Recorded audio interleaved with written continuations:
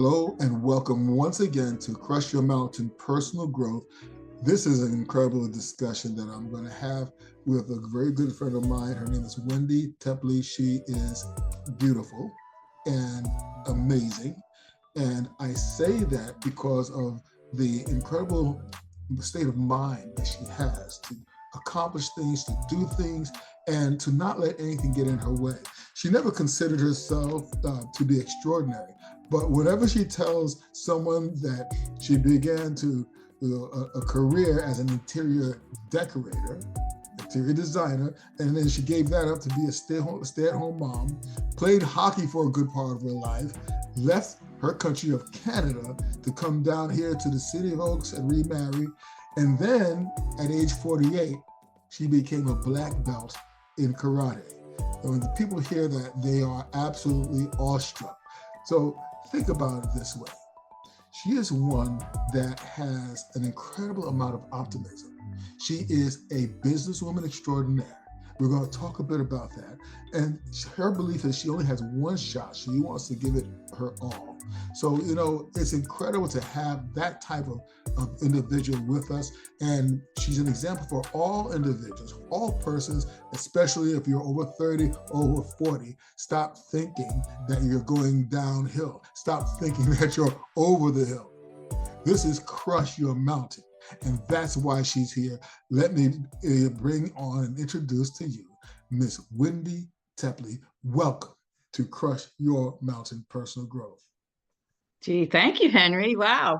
I should hang around you more often. It's like, or you're hanging around me often enough that it's rubbing off on you because, you definitely epitomize what, not letting age get in your way and, just embracing life every day and surmounting a lot of things that happen in your life that will continue to happen. And, I'm just very pleased that you wanted to speak to me today.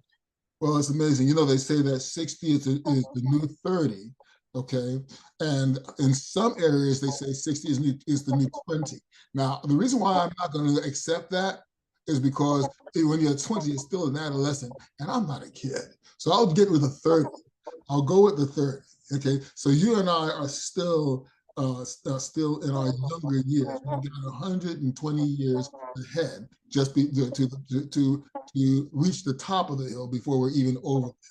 So I'm just glad to be with you, and the fact that we're in the city of Oaks together means that we'll run into each other down in North Hills somewhere real soon. But let me ask you this: you've done so many things. You're a businesswoman extraordinaire, as I mentioned. Can you tell me a little bit about your journey as an interior designer, and what inspired you to pursue that career? Oh, good question. You don't know this about me. I wanted to be a window dresser. Now, people might not know what a window dresser is because I don't even know if they exist anymore, but that was somebody who would do displays in a big store window, big downtown store window. And my dad said, you can't make a career out of that. You got to get a career. So he kind of sought out interior design school. And I was really young at the time and ended up getting, a certificate in interior design, not because that's what I wanted to pursue. And then you look at opportunities. In my final year, I just happened to meet somebody who was in the furniture business. And I was so busy finishing up my degree. And he said, do you have a job lined up? I said, haven't even had time to think about it. And he said, well, I'm seeing somebody this afternoon who has a furniture business and a design business. And let's see what I can do for you. And I graduated and 3 days later I was working. So, and that was all in a short span of about 3 years, going from finishing high school to actually being in the workforce. I wasn't quite 20 at that time. Oh, that's incredible. And how long did you manage to do that before you made your next move? It was about 10 years. So I tend to do things in decades and 10-year sprints. So worked for that first company for a couple of years and then struck out on my own again, seizing opportunity. somebody brought me into Merck Frost. I think we spoke about this. He was a furniture rep and he was just selling desks and filing cabinets back in the day. And he really wasn't paying attention to the gentleman in finance who was doing all the purchasing. And I picked up that he needed help with the actual furniture arrangement. I ended up doing all office design. I never was in the residential.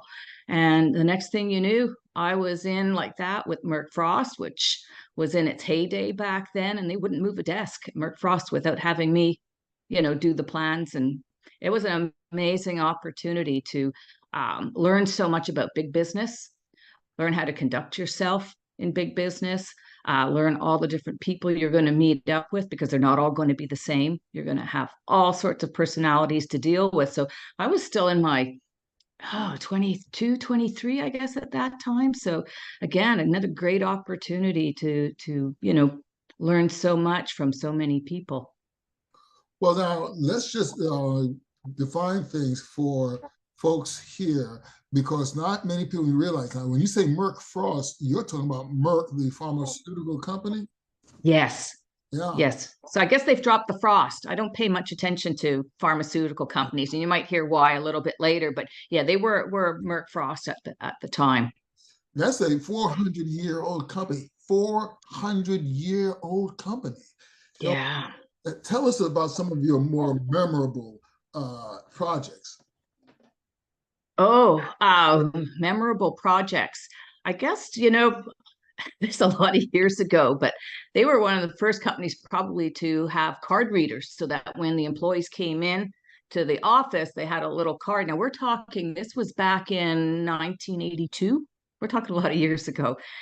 So we had to actually retrofit all of the entrance points to the building with card readers, and one of the main ones was the main reception area, which was just absolutely gorgeous. So how could we incorporate these kind of ugly things into the beautiful surroundings? So that was fun. I'm near the end of the time I worked with Merck. I actually got into the research division. I had been mostly working with finance and the manufacturing side, but there was a big research division. And those were where you had all the PhDs and you had the monkeys in cages. And it was just a completely different atmosphere on that side of the compound. It was a huge, huge facility they had at that time. So again, a whole bunch of new people and adapting to really listening to people. And I think that was always one of my strong points, was really listening to people and being curious about what their job entailed, because often what you heard from the top down of how their employees worked, when you actually got on the floor and spoke to people, you could go back to that CEO or whatever and say, your tree, your structure of your business on paper, that's not how it's working out there. Because, these are the people that really need to be working together. So it was a little bit of psychology mixed in with a lot of curiosity, and then I guess some talent, because I did quite well. I was actually earning more money than my husband at the time when I ended up deciding I was going to be a stay-at-home mom. And nobody could believe I was giving up that career. So that's the incredible thing to go from there, and then now you are an interior designer, and you decide at this point to be a stay-at-home mom.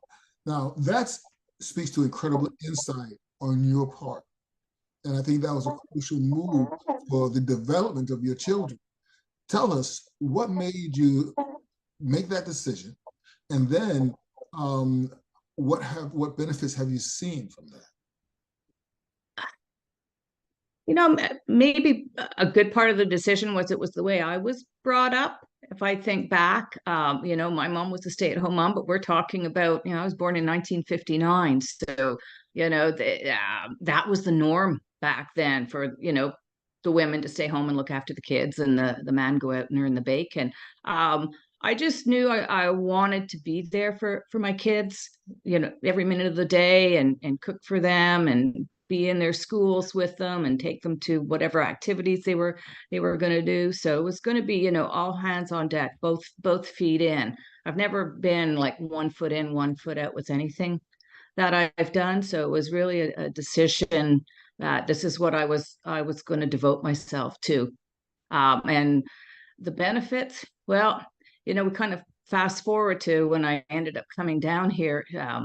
from Canada in full-time in 2006. So my kids at that time, I have twins and I have a younger daughter, and the twins were about 18 and my younger one was about 16, and they were in school up there and they stayed with their dad. It was a split. I won't lie. I was divorcing and coming down here to marry somebody. There's the dirt. We got the dirt out of the way. So, I just had all the confidence in the world that not only had I done a good job, but husband of my children, we had done a good job, and they were going to be okay not having mom there with them.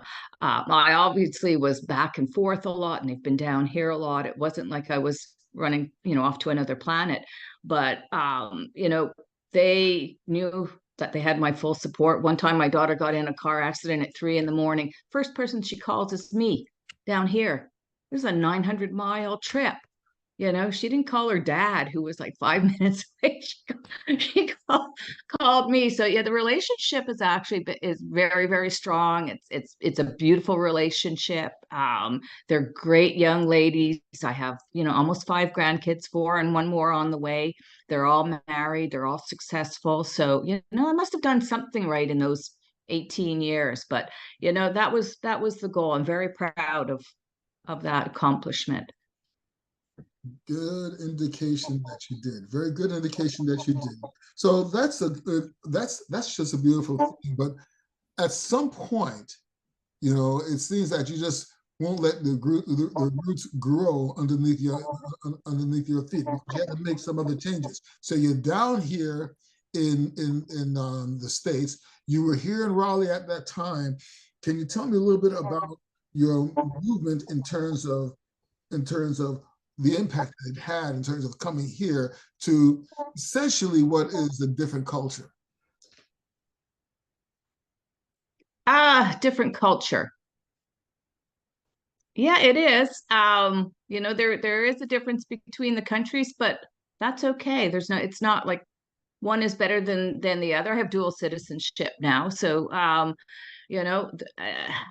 there's so much good about both countries.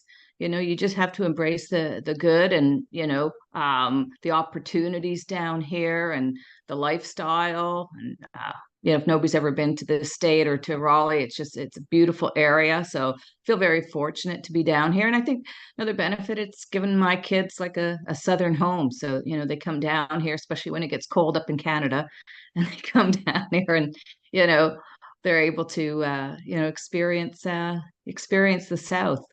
So did you marry a Southern boy? Is that what it is? No, he was from Montreal too. Okay. Yeah, Okay. I know this is getting personal here, but I don't mind. Yeah.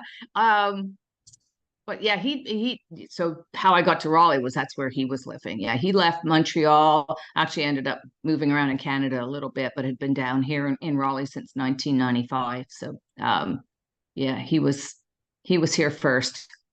It only took me like 23 years to follow, or 20, I don't know, it was a long time. Well, listen, we're glad to have you here in Raleigh because you make Raleigh look even better than it does look. So, Oh, thank you. So tell me, what you decided to pursue karate. What made you make that decision?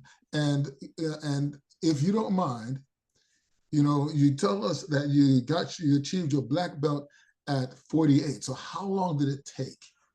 Okay. Well, it took 3 years, and that's 3 years of going 3 to 4 times a week religiously. It really is a dedication. The dojo I was going to, um, didn't give out these things like some dojos now. It's, a money-making thing, and you can almost buy your black belts. But I got into it because my husband, the fellow that I married when I came down here, he was already a 3rd-degree or a 4th-degree black belt. So I went to see him one day at the dojo, and I'm sitting there, and the next thing I know, I've got this white gi on, and I'm standing up with these little 6 and 7-year-old kids in a class that's making me feel like I can't walk and chew gum. It was very humbling, which is good. very, very humbling. It was extremely difficult because uh, I was made to do things, I think, to a harder degree than maybe some other people coming through, because they knew I wasn't going anywhere because of my husband. So it was a real dedication. And I think the interesting thing, and I tell people all the time that, you're a brown belt and then you become a black belt. And they know that you're ready to test for your black belt is when you start saying, okay, I'm ready. Like, come get me. Like you're not cowering to the fights, that you actually you're welcoming it. So yeah, I got to that point where I didn't have that fear anymore. It was like, yeah, hit me. They break boards over your head in your test, like, and you'd have to kick them. And we also had to break bricks, which I love doing. So actually going through cement blocks, that was the most fun. Did jujitsu, did some judo, and then actually ended up doing some kendo. So what it really did teach me in final analysis is that at 48, I could learn something completely new and succeed at it. And it was just a matter of putting your mind to it and being dedicated to it. And it kind of opened doors for me to think, hey, maybe I'll be a brain surgeon next. I'm just throwing that out. But that ability, that human capacity, not, just me, that human capacity to do anything you set your mind to, set that dream, and you will do it, guaranteed.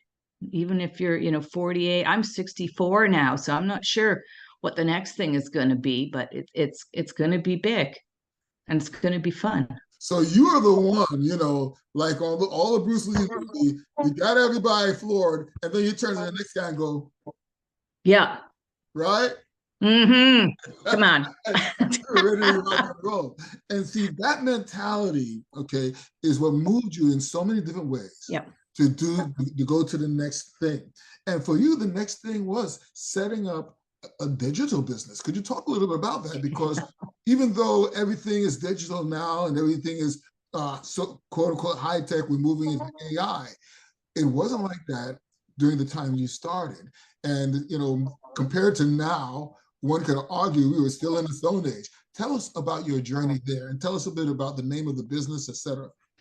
Yeah, actually, the Stone Age is a good way to put it. The acceleration in technology in the last even just 10 years is mind-boggling, because when my business partner and I started the company here in Raleigh, business owners weren't tech savvy. You might have had a few, but most of them couldn't log into their website. They weren't on their own social media platforms. They didn't even know what they owned. Um, but we started the company based on the research of a gentleman who had actually received his PhD in online marketing for small businesses. And what he studied was, why are businesses failing at that time, which you're talking, maybe 12, 13, 14 years ago, failing to move their traditional marketing online.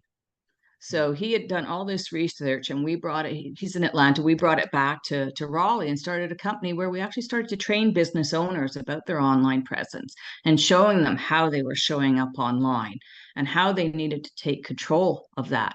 Be able to log into your website, get rid of those 3 or 4 Facebook pages that you have that have been set up.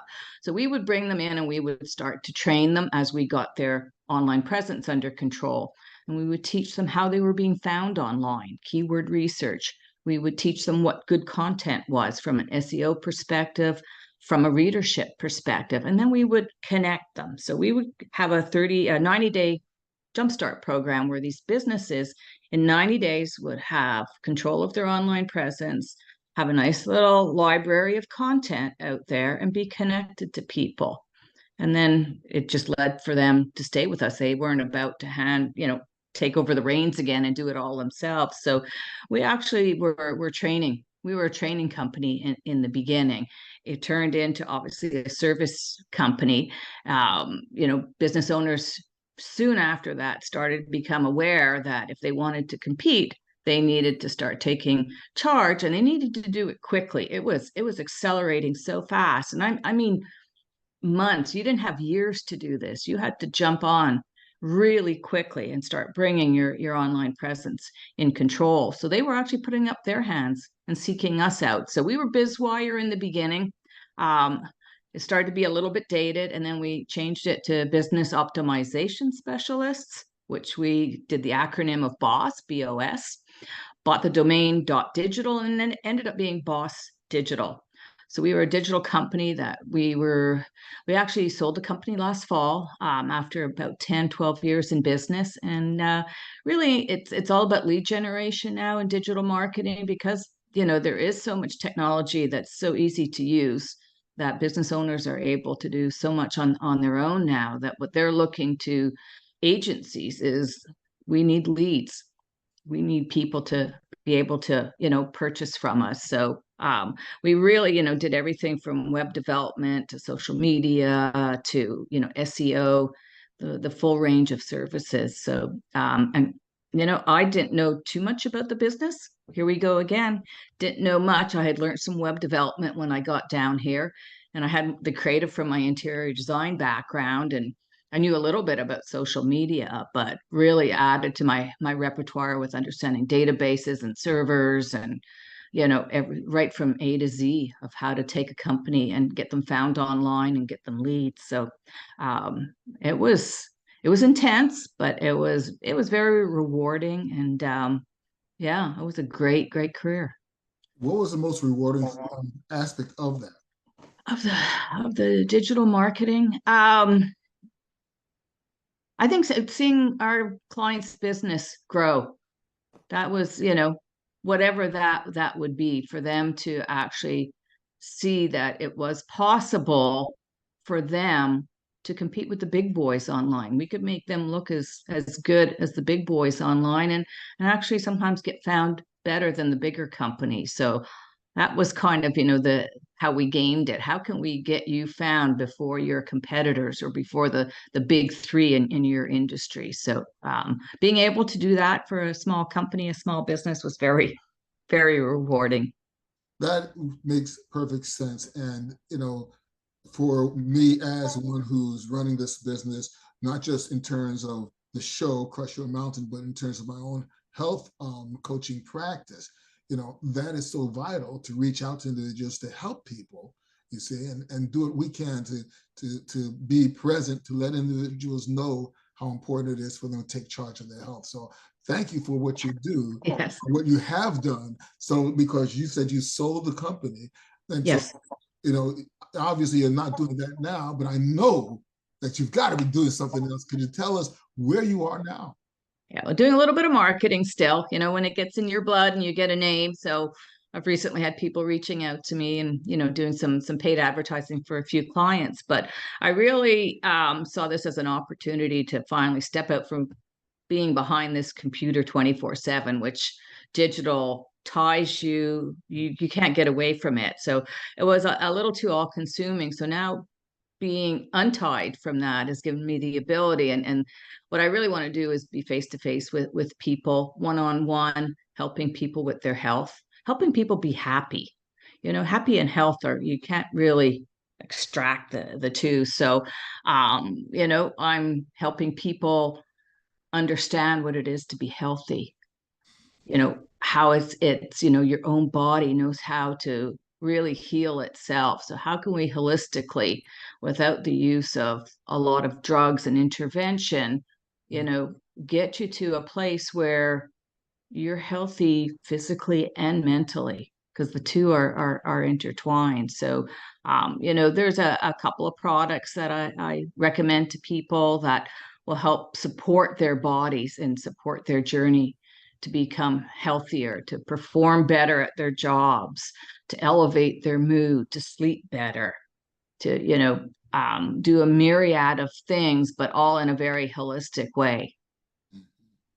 So now that's amazing too. So number one, first of all, we're going to jump into some of those things, some of the things that you're promoting at this point. So tell us about the products, these health products, because it's got my ears piqued. I'm a health coach, and I want to know about these. Okay, maybe I need to get healthier too. So is there anything that'll help me grow some hair? I don't know. Yes, actually.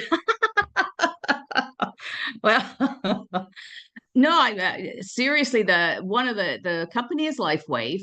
So they've been around since 2004, founded by a gentleman who actually is not a doctor, but a researcher and a scientist. And one of his first patches that he actually made was part of a project by the military, or by the Navy, I guess it was the Navy, to develop something that would help the men who go down in the submarines to keep their energy levels high without using artificial stimulants. So the first patch he made, and all the patches subsequent to that, they're all non-transdermal. So nothing is actually going into your body, but it uses phototherapy to activate your own energies in your body to get your systems going. So the energy patch, and I've used it, it was the first patch. It's an amazing patch that will actually help you maintain your energy over a period of time. I've used it when I've gone out golfing and I don't end up dragging my butt at the end of the round. I actually used it recently when I was traveling back to Canada and knew that my flight was 5:30 in the morning and I was going to have to get up at 2:30 to get my 3:30 Uber, get on a flight, go through New York. When I arrived in Montreal, usually it's like, okay, let me lie down for a couple of hours. At 10:30 that night, I was still sitting on the sofa talking with my family and I was as awake as I was the whole day. So the energy patch is amazing. The one for your hair, Henry, there's a one called X39. So again, it uses phototherapy, your own infrared light, to actually elevate the copper peptide in your body that's responsible to get your stem cells activated and working again. So stem cells are the building blocks of your body. So they are what your body needs to build organs, tissues, blood, your immune system. So some of the things that patch will do, one of them being hair. And my hair has actually, well, it's been gray for a long time, and now it actually might start going darker, which I'm not sure I want it to go back dark, but it's definitely thicker than it used to be. My sleep is improved. There was some inflammation and pain that I had in my feet. That's gone. So anything that your body is in need to repair, stem cells are what repairs your body. And as you age, they become less effective. So the X39 patch is one that will help with whatever it is that, your body is struggling to repair and regenerate. Another one that it goes along with that one is called Eon, and that's for inflammation and stress. So inflammation is a big killer of stem cells, and it leads to so many other ailments in your body. So that's another great patch. There's one for glutathione.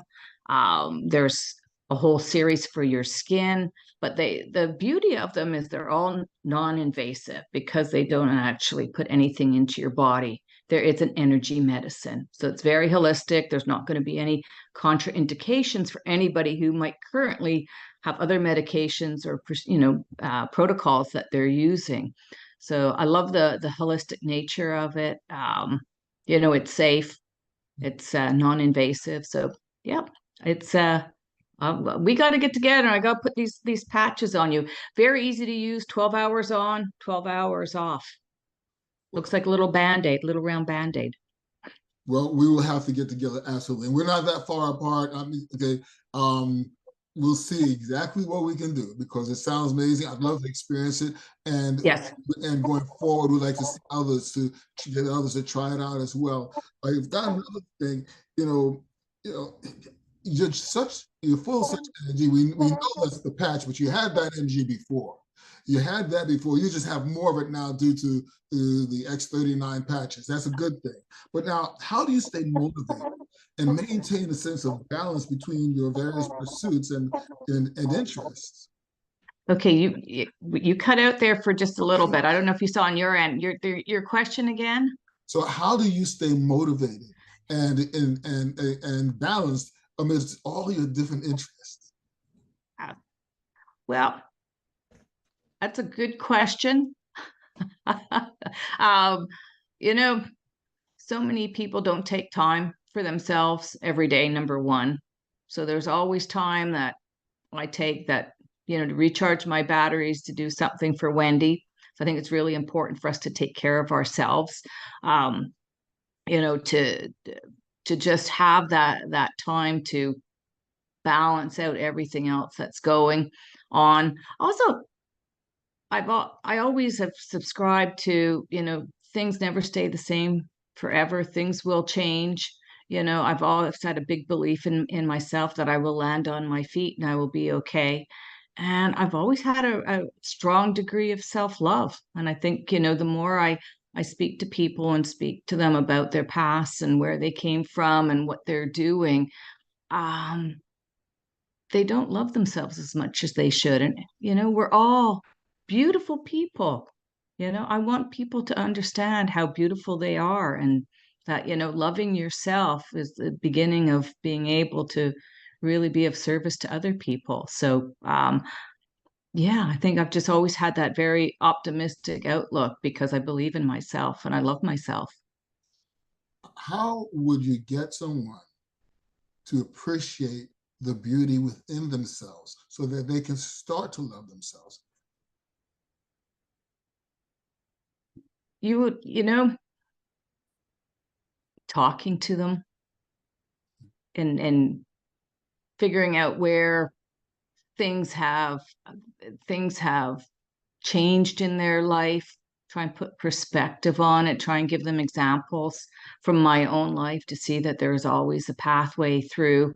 um, just show them the beauty in themselves. And I know when I'm with people, it ends up becoming infectious, that they just want to know more about my story. And I think it's just very inspiring for people to, hear the things that I've gone through. And there's a whole lot more. We all have stories. I'm not unique, that you can do it too.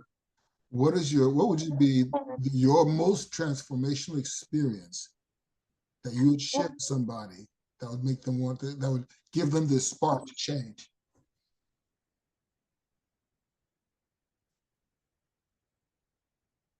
Something that in my life that if I related that story, it would help them transform. Mm-hmm. It's going to be whatever, it's going to be unique to whoever I'm talking to. I've everybody has a lot of deaths in their family. I've come through a lot of deaths, and they came in clumps, and just to know I came out okay on the other side. So, if somebody was going through that, or, in their own family, or, I talk to people often where there's a lot of conflict within the family, and just trying to understand that everybody is on their own journey, that, you've got to separate yourself from that. um, it's just so very, very personal when I'm speaking to somebody about what's going to resonate with them. But I just seem to know the right thing to say at the right time for them. You're very intuitive with individuals. Yeah, I am. Yeah, and I think that's what's kept me strong too. It's not because I had a master plan in the beginning, or I've got a book I go to at night and figure out what I should, how I should handle the next situation. It's just really come a lot of strength from inside, of just being able to face adversity and know I'm going to be okay on the other side of it. Mm-hmm. So, what are you going to do next with the market? Are you going to stick with that? Do you plan to maybe get into space travel? What would you like to do? I so funny. I think, when COVID hit and, everything else started to fall apart in this world, I said it in a joking way to people, but it was the first time in my life that if they had given me a ticket to get on a spaceship and go to the moon or some other planet, I probably would have been in line for it. But but, You should have but joined no, with William Shatner. He went up. yeah, I know. It was like, maybe it is time to leave this planet. Like everybody has gone crazy. What's happening? Because it was so global. It wasn't like, we were reading about something that was happening on the other side of the world or just in our country. It was like, where can you go? There was nowhere to go. There was nowhere to get away from this, for love nor money. It was global. So it was like, maybe, going to the moon isn't such a bad idea. No, I'm going to be writing. Obviously some kind of memoir or, autobiographical type of thing. I'd also like to write children's books. I have, 4 grandchildren and another one on the way. Love reading to them. And I'd love to write some books for kids as well. So children's books, a little bit of autobiography, but definitely really do enjoy writing. I have a keyboard sitting here that I started to take some lessons and then life started unraveling. But at that point in my life, just before it started unraveling, I could hear myself playing piano. I would dream about it. I could feel it. Got the keyboard. Life took a turn and it's been sitting there for about, I don't know, 9 years now. But my dad was a professional musician. My brother was in the entertainment industry, so it is in my blood. I love to dance and I love music. So I think playing piano is definitely going to be something that I know I can do because I did karate at 48. So maybe I'll be I don't know, Liberace might be dating myself, but he played well into what he was like 90 or something. So watch out, Vegas. Never know. And yet you have this infectious energy that comes through, and it speaks to your ever-present youth, and that's a blessing to have. In spite of the challenges, in spite of life taking the course that it takes, you're there for it. So I will ask you this question. This is the one question I ask all of my guests as we close out, because it's just wonderful to have you here. If I didn't have to rush off to an emergency, I would spend the whole rest of the afternoon chatting with you because you're a joy to chat with. And rumor has it that you can even cook great Canadian food. So that's a good thing. But I'll ask you this, okay? Wendy Tepley, you've been through so many things. We haven't even talked about your hockey career, but we wanted to ask you this one question. What does it mean to crush your mountain? Good question. And I know I'd prepared an answer and it's gone like this. But crush your mountain just means, showing up every day, like doing your best. And going back to what I said, doing your best and not berating yourself. Whatever you did today, you did your best. So giving it your all, knowing that everything is going to turn out okay, and just not getting downtrodden on yourself, and just being happy at the end of the day, feeling like a success. So just go out there, grab it by the horns, and you get one shot at this. So, don't waste your time. Get out there, do whatever it is you want to do. Follow that dream. Just show up every day. You will win. You will succeed. Guaranteed. That's what crushing your mountain is, however big or small that mountain is. That's so powerful, because so many of us need to hear that. So many of the individuals that I have spoken to over the years needed to hear that message.